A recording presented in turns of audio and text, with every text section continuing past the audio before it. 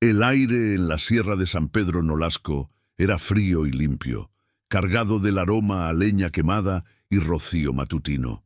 Se escuchaba el rumor del arroyo bajando entre las piedras, un sonido que acompaña a los pueblos que saben que la vida, como el agua, siempre sigue su curso, recordándonos la importancia de seguir unidos a este sendero de historias y reflexiones, suscribiéndose al recuerdo de lo que verdaderamente importa. En ese ambiente de quietud y trabajo honesto, vivía doña Clara. Sus manos, curtidas por décadas de trabajo en la tierra, se aferraban a una taza de mate amargo, mirando la bruma que cubría las cimas. Ella no vivía allí por elección, sino por mandato de su hijo, Juan. Juan había hecho fortuna en la capital, construyendo negocios sobre cimientos de ambición y, peor aún, de olvido. Para él, la humilde casa de adobe donde nació y la presencia sencilla de su madre eran una mancha en su currículum de hombre exitoso. Por eso, cuando compró una lujosa hacienda a las afueras del pueblo, no la llevó consigo. En su lugar, la instaló en aquella pequeña y descuidada cabaña al borde del camino, apenas habitable, dándole una pensión miserable para que no molestara ni estropeara su nueva imagen social. Doña Clara, aunque le dolía el desprecio de su sangre, guardaba silencio, pues el amor de madre no conoce el orgullo. Ella sabía que el oro puede enfriar el alma más rápido que el invierno en la montaña.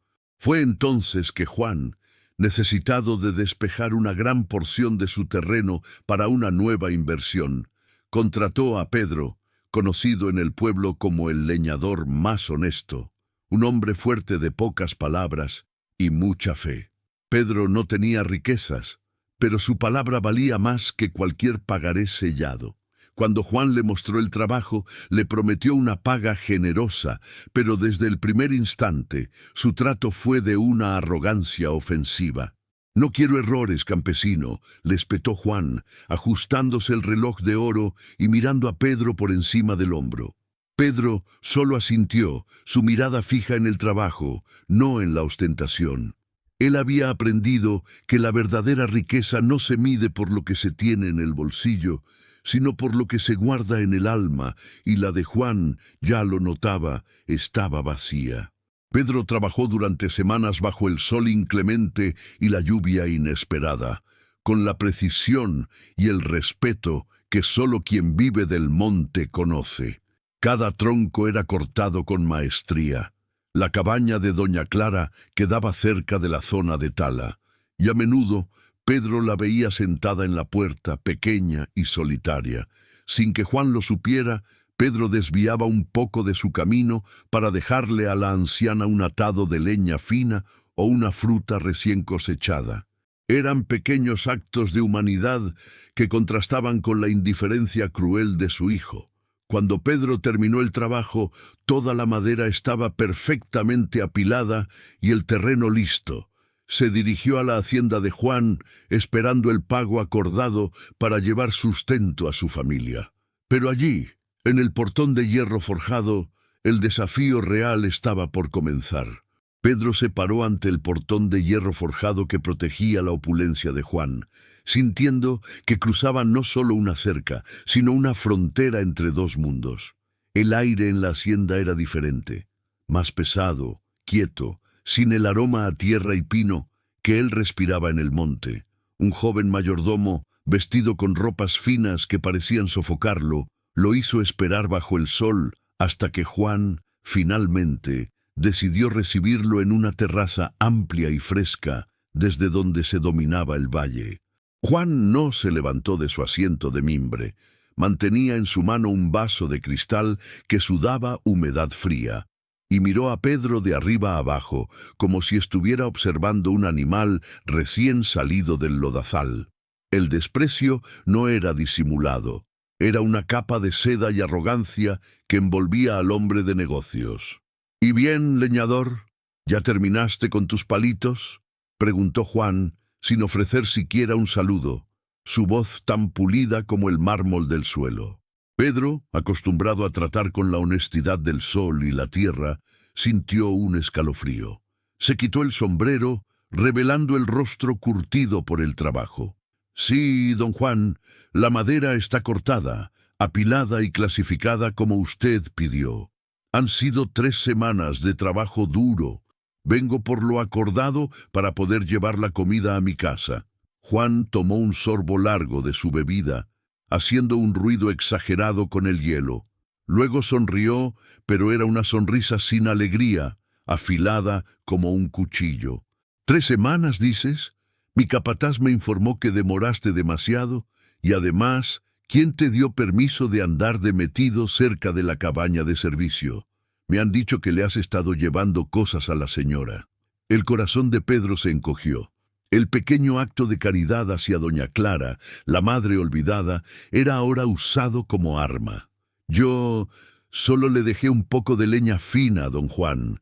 La señora se veía sola y el frío de la noche es traicionero. ¡Tonterías! No me interesa tu sensiblería barata. Contraté un leñador, no un misionero. Mira, Pedro. Juan dejó el vaso y se inclinó ligeramente, disfrutando de su poder. He inspeccionado el trabajo. La verdad es que esperaba más. Esos troncos no tienen el corte preciso que prometiste. Algunos están torcidos, otros demasiado húmedos. Es un trabajo mediocre. Pedro sintió que la sangre le hervía, pero la necesidad de mantener a su familia lo obligó a tragar su orgullo. Don Juan, le aseguro que la calidad es la mejor que se puede sacar de ese bosque.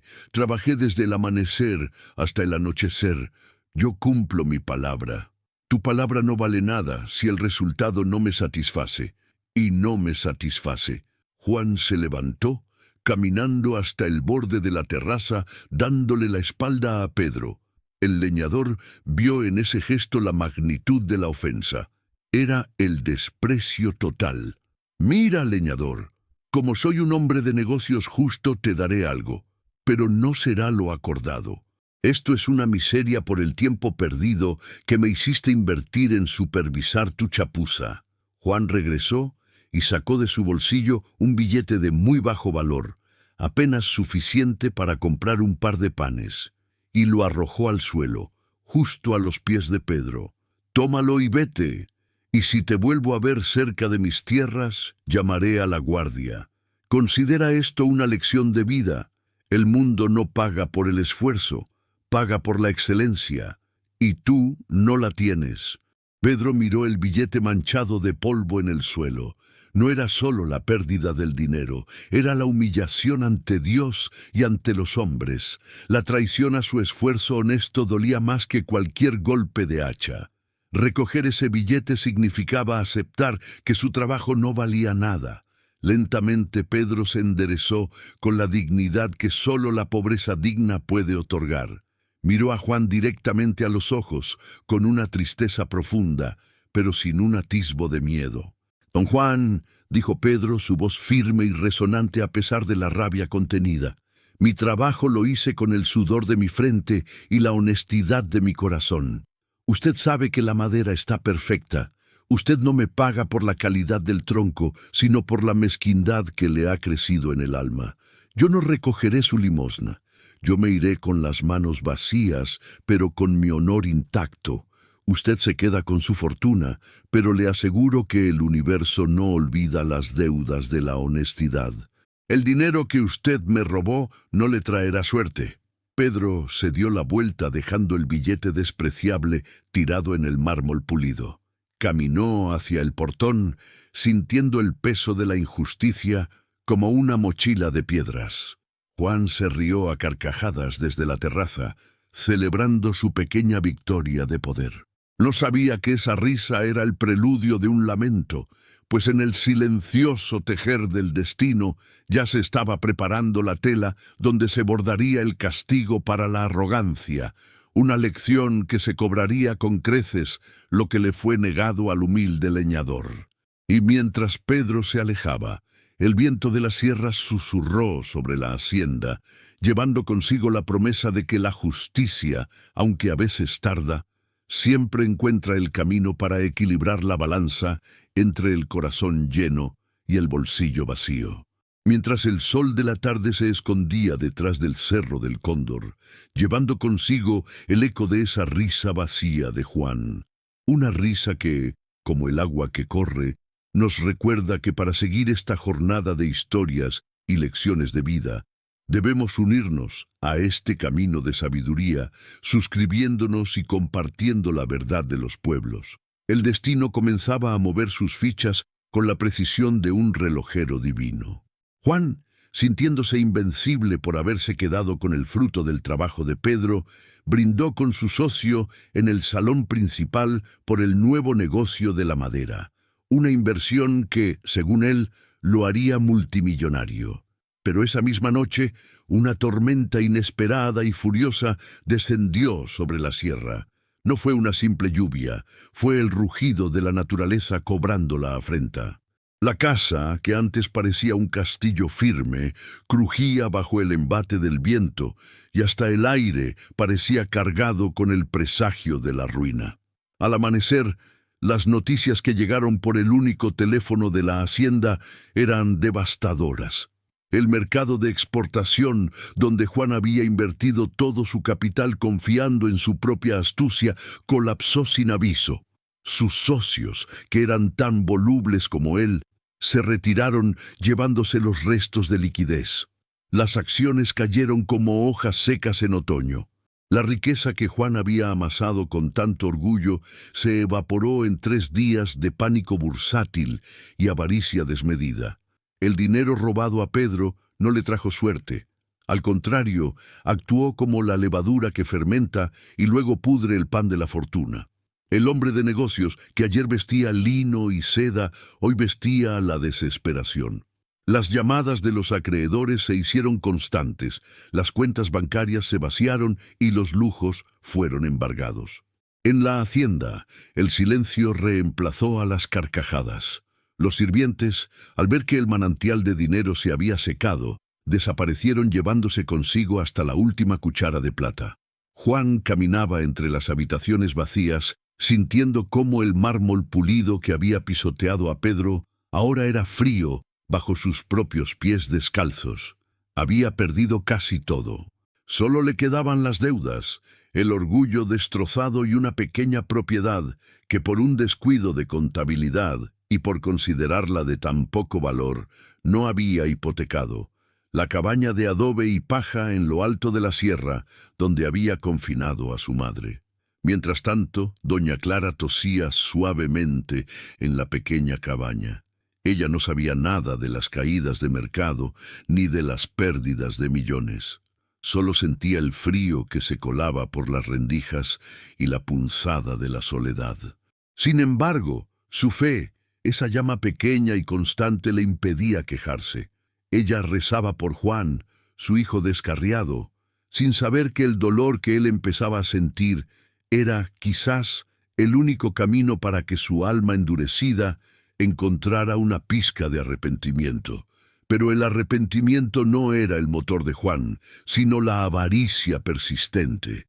Al ver que solo le quedaba esa propiedad, la idea vil cruzó su mente. Vendería la cabaña. Vendería el último refugio de su madre para pagar una mínima parte de sus deudas. Su corazón, ahora más frío que el metal, no sintió ni una punzada de culpa.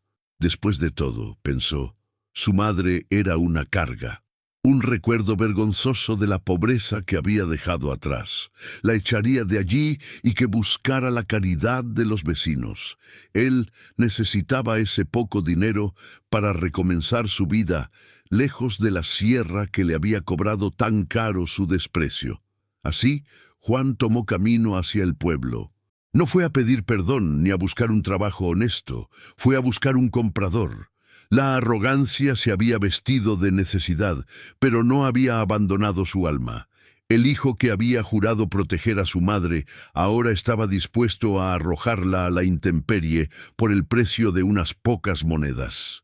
Lo que no sabía es que esa cabaña, humilde y olvidada, sería el escenario de la última y más grande lección que el destino le tenía reservada.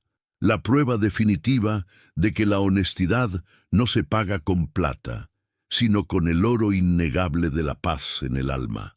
El camino de regreso al pueblo era largo y polvoriento. Juan ya no viajaba en su carruaje, sino a pie, sintiendo el calor del sol lamiéndole la nuca y el peso de su fracaso en cada paso. La sierra que antes le había parecido un obstáculo para su progreso, ahora era el escenario de su vergüenza. Apretó el puño, culpando a todo menos a su propio orgullo. La cabaña, esa última posesión, era solo un número en la lista de sus deudas, y no le importaba si doña Clara terminaba durmiendo bajo el cielo abierto. Llegó a la plaza del pueblo, buscando la discreción que su ruina le exigía. Se dirigió directamente a la oficina del escribano, don Ramiro, un hombre de lentes gruesos que conocía todos los secretos de la sierra.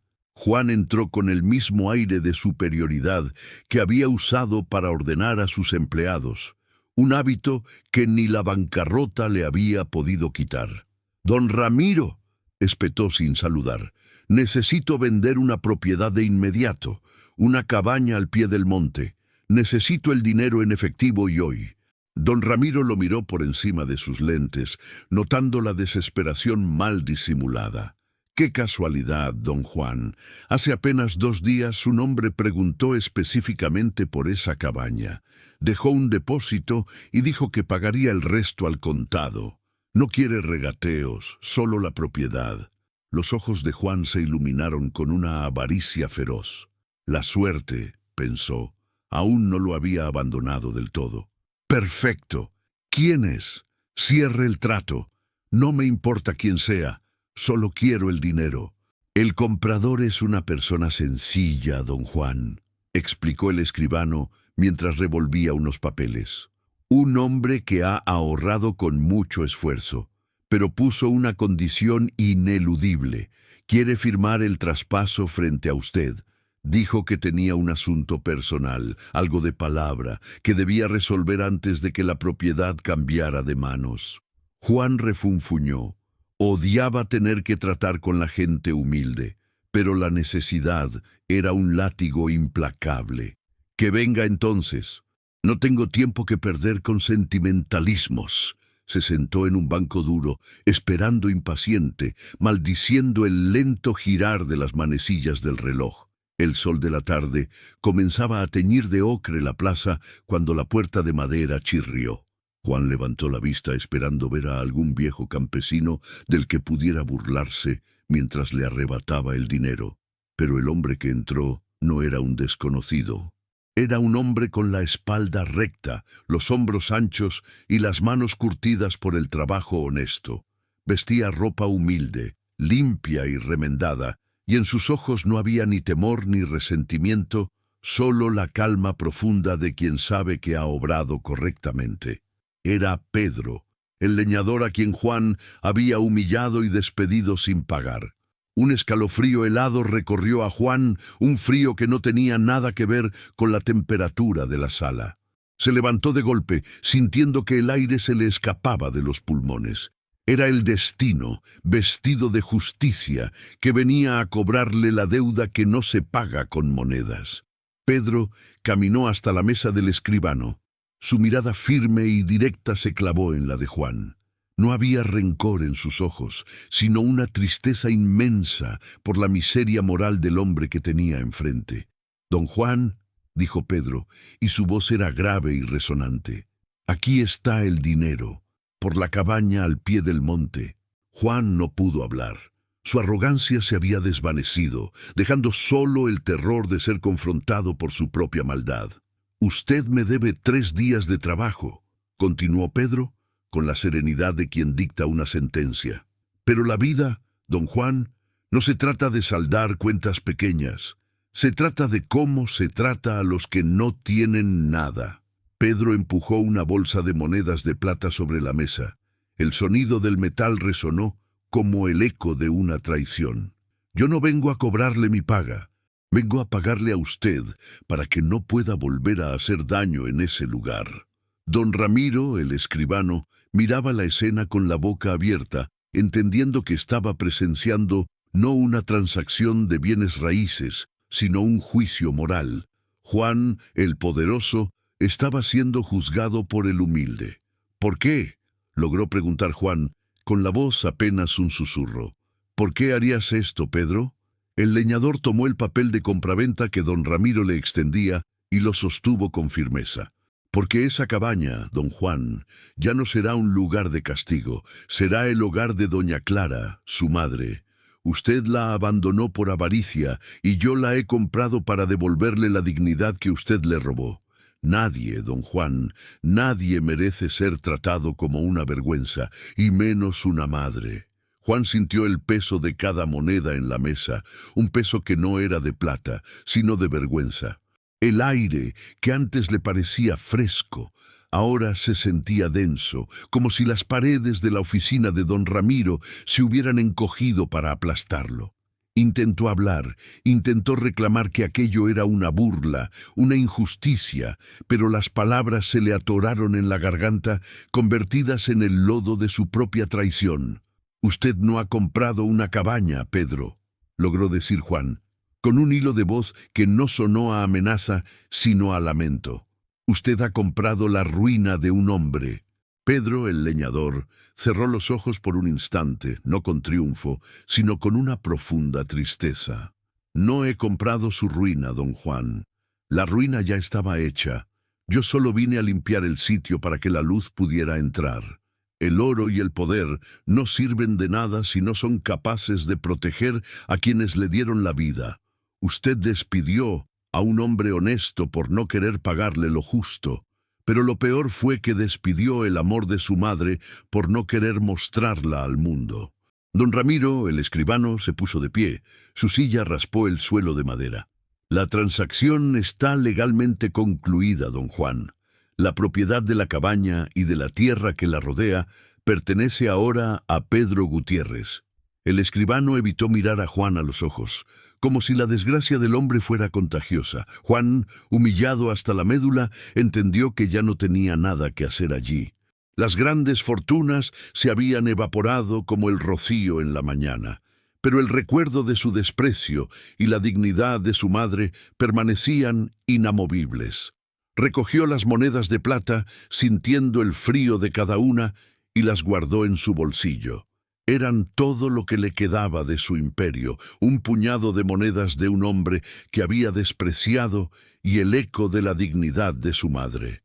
Salió de la oficina de don Ramiro sin despedirse, caminando por las calles del pueblo que antes lo veían con admiración y ahora, seguramente, con lástima. El orgullo, que había sido su muro, se había derrumbado, dejándolo expuesto a la fría realidad. Mientras tanto, Pedro no perdió tiempo. Al caer la tarde, subió por el camino de la sierra hasta la pequeña cabaña. Llevaba en sus manos el papel sellado de la compraventa y en su corazón una alegría sencilla y profunda. Al llegar, doña Clara estaba sentada en el pórtico, tejiendo a la luz moribunda del sol, sin esperar nada de la vida, acostumbrada al olvido. «Doña Clara», dijo Pedro con suavidad, «le traigo una buena noticia.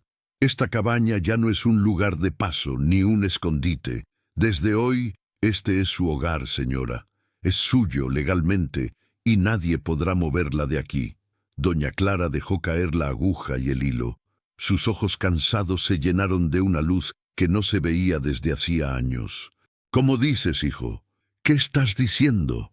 Pedro se sentó a su lado y le contó la verdad, no con detalles de venganza, sino con la simpleza de quien cumple una promesa de humanidad. Le explicó que, aunque su hijo la había vendido, él la había comprado. «Su hijo quería deshacerse de usted, doña Clara. Yo solo quise darle el respeto que merece. Lo que le pertenece a una madre es amor y un techo digno». Las lágrimas de la anciana no fueron de dolor, sino de alivio. Por primera vez en mucho tiempo sintió que el mundo no la había olvidado del todo. Abrazó a Pedro, el leñador, con la fuerza de quien abraza la fe. Y así, mientras Juan, el hijo rico, se perdía en la ciudad con el último eco de su fortuna, doña Clara, la madre olvidada, encontraba refugio y paz en el lugar que su hijo había usado como cárcel. La cabaña, que había sido símbolo de su soledad, se convirtió, por la bondad de un leñador, en el verdadero hogar donde la dignidad floreció de nuevo. En los pueblos pequeños, se dice que la vida es como el río de la montaña. Puede desviarse por un tiempo, pero siempre regresa a su cauce, y no importa cuán alto vuele el hombre, si desprecia la tierra que lo sostiene y a la madre que lo parió, la caída será siempre más amarga que cualquier pobreza. La riqueza de Juan se había desvanecido, pero la verdadera fortuna, el respeto y la paz se habían quedado en la cabaña, protegidas por el corazón humilde de Pedro. La lección del destino era clara y resonaba como el hacha en el bosque. Siembras lo que cosechas, y no hay oro en el mundo que pueda comprar la bendición de una madre.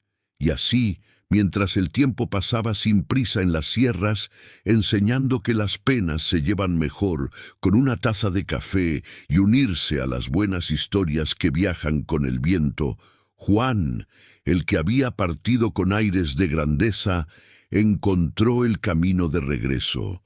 El destino, que no perdona la soberbia ni olvida la deuda, le había cobrado hasta el último centavo. Juan regresó al pueblo no en un auto lustroso, sino a pie, con la ropa sucia y el alma más vacía que sus bolsillos. La ciudad, que le había prometido el cielo, le había dado la espalda, dejándolo solo en el lodo.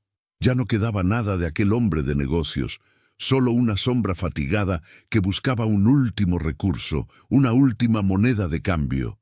Ese último recurso era la cabaña en el monte. La había olvidado, la había despreciado, pero en su miseria recordó que el terreno aún estaba a su nombre. «Venderé ese pedazo de monte», se dijo con amargura, «y con eso pagaré la deuda que me queda, después que el mundo me trague». No pensó en su madre, doña Clara, solo en el valor del terreno. Para él, la cabaña era solo una transacción pendiente, un error que corregir. Llegó al anochecer, sintiendo el frío que ya no era de la montaña, sino de su propio corazón. El camino hacia la cabaña le pareció eterno, y cuando finalmente la divisó entre la neblina, se detuvo en seco. Algo había cambiado. La cabaña, que él recordaba mustia y abandonada, ahora tenía una luz cálida filtrándose por las ventanas. El humo que salía de la chimenea no era el de la leña húmeda, sino el de un hogar encendido. Había flores de monte sembradas junto a la puerta, y el pequeño huerto, que antes estaba lleno de maleza, ahora mostraba brotes verdes. Era un lugar digno, cuidado con amor y esmero. Juan, confundido y con una punzada de celos, se acercó a la puerta. No tuvo que llamar. La puerta se abrió, y allí estaba ella, doña Clara, su madre. Pero no era la doña Clara encogida y triste que él había dejado. Estaba sentada junto al fuego, tejiendo, con una paz en el rostro que él nunca había visto. Llevaba un rebozo limpio, y el brillo en sus ojos no era de lágrimas, sino de quietud. A su lado, en el banco de madera, estaba un hombre de manos fuertes, leyendo en voz baja a la luz de la lámpara de aceite. Era Pedro, el leñador, el hombre que Juan había humillado y despedido sin pagarle un solo centavo. Pedro levantó la mirada, sin sorpresa, como si esperara este encuentro desde hace tiempo. Su mirada era tranquila pero firme, como el roble más antiguo del bosque. Juan, al ver a su madre cuidada y dignificada por el hombre al que había despreciado, sintió que el poco aire que le quedaba en los pulmones se le escapaba. El orgullo, sin embargo, era lo último en morir en su alma. «Madre», logró decir Juan con voz ronca, forzando una sonrisa que no le llegaba a los ojos. Luego dirigió su mirada a Pedro con desprecio. «Disculpe, leñador, pero necesito hablar con mi madre y con mi propiedad. ¿Qué hace usted aquí en mi casa?» Pedro cerró el libro lentamente, marcando la página con un pedazo de hilo. Doña Clara, al ver a su hijo, apenas se inmutó. La decepción ya no le causaba dolor, solo una tristeza lejana. «¿Juan?», respondió Pedro con esa voz grave y sin malicia que solo tienen los hombres honestos. «Esta ya no es tu casa, es la casa de doña Clara, y ahora Es mi casa. Juan se rió, un sonido seco y amargo que no tenía nada de alegría. Tonterías. Yo soy el dueño legal de este terreno. Vine a desalojar y a vender. Salgan de mi propiedad. El leñador se puso de pie, su sombra alta llenando el pequeño espacio de la cabaña. Se acercó a una caja de madera y sacó un papel doblado, amarillento por el tiempo. Lo extendió sobre la mesa rústica. «Te equivocas, Juan», dijo Pedro con calma. «Cuando la ciudad te devoró y te olvidaste de tu madre, ella quedó aquí sola. Yo vine a trabajar la tierra, a cuidarla y a darle el respeto que un hijo le negó. Y como la vida siempre paga las deudas, justas e injustas, hice el trato que debiste hacer tú. Compré esta cabaña. La pagué con el sudor de mi frente y con cada centavo que me gané hachando en el monte. El notario de San Martín tiene los papeles. Esta cabaña es legalmente mía y yo se la he dado a doña Clara para que viva con la dignidad que merece». El papel sobre la mesa era la prueba irrefutable. Juan lo miró y en ese instante el mundo entero se le vino encima. No solo había perdido su fortuna, había perdido su última posesión, su último refugio, y la había perdido a manos del hombre que él había tratado como basura. La traición del destino no era la pobreza, sino ver que la bondad del humilde había reparado el daño de su propia maldad. Doña Clara se levantó, se acercó a su hijo y le tocó el brazo con dulzura, aunque sus ojos no mostraban perdón, sino una profunda lástima. «Te fuiste, hijo, y no miraste atrás», susurró ella. «Y ahora que el mundo te ha cobrado la cuenta, vienes a buscar el último pedazo de tierra que despreciaste. Pero la tierra, como la madre, solo sostiene a quien la respeta. Pedro no solo compró la cabaña, compró mi paz, y esa, Juan, es una fortuna que tú nunca pudiste entender». Juan, el hombre de negocios, el que había despreciado la humildad y la fe, se encontró por primera vez totalmente desarmado. No pudo hablar, no pudo gritar, porque el clímax de su vida no era la caída financiera, sino el doloroso descubrimiento de que había sido superado en riqueza moral por el leñador al que había creído inferior. Se dio la vuelta, con el peso de la vergüenza sobre sus hombros, y se alejó de la cabaña que había sido su cárcel, y que ahora, por la gracia de un corazón noble, se había convertido en el verdadero hogar de su madre. La noche lo tragó, sin fortuna ni redención. Juan se alejó y la noche no solo lo tragó, sino que lo escupió de nuevo en el camino pedregoso, sin rumbo ni consuelo. El frío de la sierra le caló los huesos, pero era un frío pequeño comparado con el vacío que le había dejado la verdad desnuda. Él, que había vivido entre balances y ganancias, que había medido el valor de las personas por el grosor de sus carteras, ahora entendía que la verdadera bancarrota no era la de los números, sino la del alma. Juan caminó hasta que sus zapatos de ciudad se deshicieron contra la tierra hostil que él había despreciado. Se convirtió en una sombra errante, un murmullo entre los pueblos vecinos, el recuerdo vivo de un hombre que lo tuvo todo y lo perdió por la soberbia de creerse superior a la piedad. Mientras tanto, en la cabaña que ya no era una prisión, sino un puerto seguro, la vida florecía con la sencillez de un milagro. Pedro, el leñador, no buscó jactarse de su acto, ni siquiera buscó el agradecimiento constante. Su corazón era simple. Había hecho lo correcto. Para doña Clara, el cambio fue como si el sol hubiera vuelto a salir después de un invierno largo y cruel. Las vigas de la cabaña, antes testigos de su soledad, ahora resonaban con el sonido suave del fogón y la voz tranquila de Pedro. Pedro no era su hijo de sangre, pero era el hijo que el destino le había enviado para enseñarle a Juan que el parentesco no se mide por la sangre que se comparte, sino por la lealtad que se entrega. Todas las tardes, después de su jornada en el bosque, Pedro regresaba con leña seca y algún pequeño regalo, una fruta de la sierra, un pan recién horneado del pueblo. Se sentaba junto a doña Clara y la escuchaba hablar de su juventud, de las penas y las alegrías, devolviéndole la dignidad que su propio vástago le había robado. Doña Clara, libre de la angustia y sostenida por la nobleza de un extraño, recuperó su fortaleza. Sus manos, que Juan había ignorado, tejían ahora mantas para Pedro, y sus ojos, antes nublados por el dolor, brillaban con una serenidad profunda. Ella había perdido un hijo, sí, pero había ganado una paz que no tenía precio. El destino, ese tejedor silencioso, había puesto a Juan en el lugar del mendigo, obligado a pedir limosna a la vida, mientras que Pedro, el humilde leñador, se sentaba a la mesa de la abundancia moral, disfrutando del tesoro más grande, la conciencia limpia. Los rumores volaron por los caminos de tierra. Se contaban en las pulperías cómo el rico Juan había caído y cómo el pobre Pedro había ascendido, no por dinero, sino por la decencia.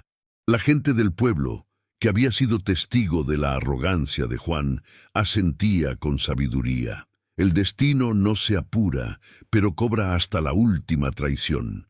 Y el cobro para Juan no fue la pobreza, sino el verse reemplazado en el afecto de su madre por un hombre que solo poseía su hacha y un corazón de oro. Esa fue la verdadera sentencia, la que le quemaba por dentro sin dejar cicatriz visible, obligándolo a vagar sin la posibilidad de pedir perdón, porque sabía que la vida y su madre ya habían elegido a su verdadero protector. Juan vagaba por las calles polvorientas del pueblo. Su saco deshilachado era ahora un manto de vergüenza. La pobreza, que antes veía como una enfermedad ajena, se le había pegado a la piel como una garrapata. Necesitaba dinero, no para recuperar su imperio, sino para comer algo caliente. En su desesperación solo le quedaba un hilo de esperanza, un recuerdo amargo que aún podía traducirse en billetes, la cabaña en la sierra donde había confinado a su madre. Con el estómago vacío y el corazón lleno de resentimiento, Juan caminó de regreso a la montaña, esa misma montaña que había despreciado por su rudeza, pero que ahora representaba su último recurso. Al llegar, notó el cambio. No era la misma choza fría y olvidada. Había flores de colores vivos, plantadas cerca de la entrada, y el techo, que él había dejado desvencijado, mostraba tejas nuevas. El aire olía a leña recién cortada y a pan horneado. Doña Clara no estaba a la vista.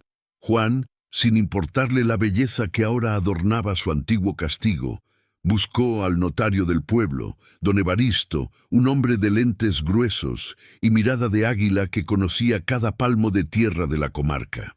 «Don Evaristo», dijo Juan con una voz que intentaba sonar firme, aunque temblaba de hambre, «vengo a vender la propiedad de la sierra, la que está a nombre de mi madre, doña Clara. Necesito el traspaso urgente». El notario se quitó los lentes, los limpió lentamente con un pañuelo de seda y miró a Juan por encima del escritorio, con esa calma que solo tienen los que han visto demasiado de la vida y sus ironías. «Señor Juan», respondió don Evaristo, su voz era un murmullo grave que parecía pesar más que el silencio. «Usted llega tarde al reparto. Esa propiedad, la tierra y la cabaña, ya no es de doña Clara, ni suya. El traspaso se hizo efectivo hace meses». El aire se le fue de los pulmones a Juan, como si le hubieran dado un golpe seco en el pecho. «¿Traspaso? ¿Cómo? ¿Quién lo autorizó? Mi madre no sabe leer. La han engañado», gritó Juan, sintiendo que la última tabla de salvación se hundía bajo sus pies. «No hubo engaño, Juan. Fue un acto voluntario. Su madre firmó un documento cediéndola a cambio de que el nuevo dueño le asegurara una vida digna y un techo donde no tuviera que pasar frío nunca más. Ella lo hizo en plena conciencia de lo que hacía, a cambio de la promesa de ser amada y cuidada hasta el fin de sus días». Juan se quedó mudo. La ira se mezcló con una punzada de terror. ¿Quién en su sano juicio compraría esa tierra por una promesa moral? Solo un tonto o un santo. «¿Y quién fue el comprador, don Evaristo?», Dígame el nombre de ese ladrón, exigió Juan. El notario se puso los lentes de nuevo, y al hacerlo, sus ojos parecieron reflejar toda la luz de la justicia que Juan había ignorado durante años. «El comprador», dijo don Evaristo, pausando para que la verdad penetrara en el alma del hombre arruinado, «fue Pedro, el leñador. El mismo hombre al que usted se negó a pagarle por su trabajo y al que trató como a un perro. Él compró la tierra, Juan, y no solo eso, compró otra casa más cómoda en el pueblo, cerca de la iglesia, para su madre. Esta cabaña de la sierra solo la ha mantenido y arreglado para que doña Clara pueda visitarla cuando sienta nostalgia por la tranquilidad de las alturas». La noticia fue peor que la quiebra. No era solo que la fortuna se hubiera esfumado, era que su lugar, su obligación filial, había sido tomada por la misma humildad que él había pisoteado.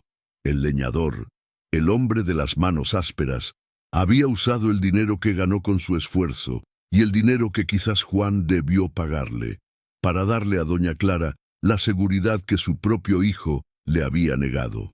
Juan salió de la notaría tambaleándose.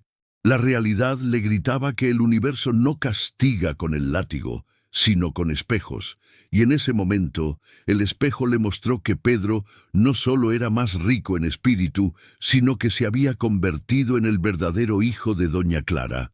El castigo final no fue la miseria, sino la certeza de que su madre estaba feliz, segura y amada en los brazos de un extraño, mientras él, el hijo de sangre, vagaba solo, condenado a la más dolorosa de las pobrezas, la orfandad en vida. Juan salió de la notaría tambaleándose. La realidad le gritaba que el universo no castiga con el látigo, sino con espejos. Y en ese momento el espejo le mostró que Pedro no solo era más rico en espíritu, sino que se había convertido en el verdadero hijo de doña Clara.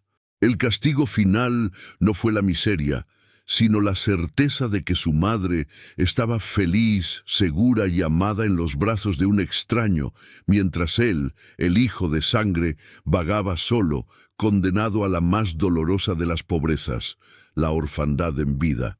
El polvo del camino se pegó a sus zapatos desgastados, los únicos que le quedaban. Ya no había chofer, ni maletín, ni la sombra imponente de la riqueza. Solo un hombre vacío, arrastrando su orgullo por la tierra que antes despreció. Juan caminó de vuelta a la sierra, no por necesidad, sino por esa necesidad humana de volver al lugar del crimen, al origen de su desgracia. Cuando llegó a la cabaña, el sol de la tarde bañaba el pequeño huerto que doña Clara había logrado revivir. La escena era de una paz tan profunda que le quemó los ojos. Vio a Pedro, el leñador, subido a una escalera, reparando un tramo del techo que Juan nunca se había molido en arreglar. Pedro tarareaba una vieja melodía del campo. Abajo, doña Clara regaba unas flores recién plantadas, su rostro ajado, iluminado por una sonrisa genuina, libre de la pena que su hijo le había impuesto. En ese instante, Juan entendió la magnitud de la traición no hacia Pedro, sino hacia sí mismo. Había vendido la única riqueza que no se devalúa, el amor incondicional. Pedro bajó de la escalera y al ver a doña Clara batallar con la pesada regadera, se acercó con ternura. «Déjelo, madrecita», dijo Pedro, usando la palabra que Juan había olvidado pronunciar con respeto. «Usted descanse, yo me encargo». Doña Clara levantó la vista y sonrió a Pedro con una gratitud que dolía mirar. No había visto a Juan, y si lo hubiera visto, tal vez su mirada habría pasado de largo, reconociendo solo al alma que la había rescatado. Juan se ocultó detrás de un árbol de eucalipto, sintiendo que no merecía el aire que respiraban. El hijo rico, el gran empresario, se había reducido a un mendigo que espiaba la felicidad que su propia ceguera le había robado. El leñador, con sus manos rudas y su alma limpia, había construido un imperio de afecto que el oro de Juan jamás podría comprar. El destino, que tiene una paciencia infinita, había cobrado cada centavo de la deuda moral. La quiebra no fue la pérdida de la casa en la ciudad, sino la pérdida de su madre. Y el castigo final no fue la miseria material, sino la certeza de que, aunque estuviera vivo, Juan ya no era hijo de nadie. Se dio la vuelta lentamente, sin hacer ruido, dejando atrás la única familia que le quedaba, ahora custodiada por un corazón más noble. Juan se alejó hacia la oscuridad del camino, sin rumbo, sin lamentos, solo con el eco frío de las palabras que el leñador nunca le había dicho. La riqueza de un hombre no está en lo que tiene, sino en cómo trata a quienes lo amaron primero. Y así, mientras la noche caía sobre la sierra, el cuento de Juan y doña Clara se convirtió en una advertencia susurrada por el viento a todos los pueblos.